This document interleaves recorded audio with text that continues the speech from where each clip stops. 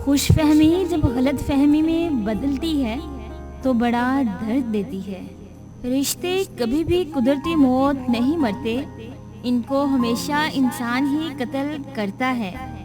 कभी नफरत से, कभी नज़रअंदाजी से और कभी कभी गलत फहमी से। दूरियां हुई तो गलत फहमियाँ भी बढ़ गई, फिर उसने वो भी सुना जो मैंने कहा भी नहीं।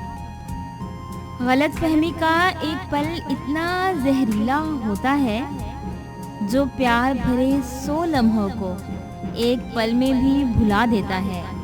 रिश्तों की डोरी तब कमज़ोर होती है जब इंसान गलत फहमी में पैदा होने वाले सवालों के जवाब भी खुद ही बना लेता है।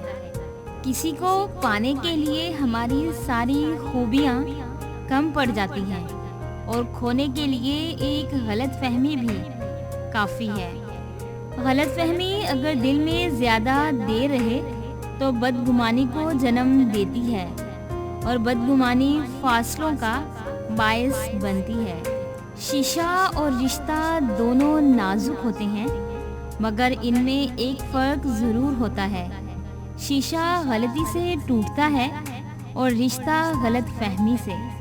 गलत फहमी की गुंजाइश नहीं सच्ची मोहब्बत में। जहाँ किरदार हल्का हो, कहानी डूब जाती है। गलत फहमियों के सिलसिले आज इतने दिलचस्प हैं कि हर ईंट सोचती है दीवार मुझ पर टिकी है।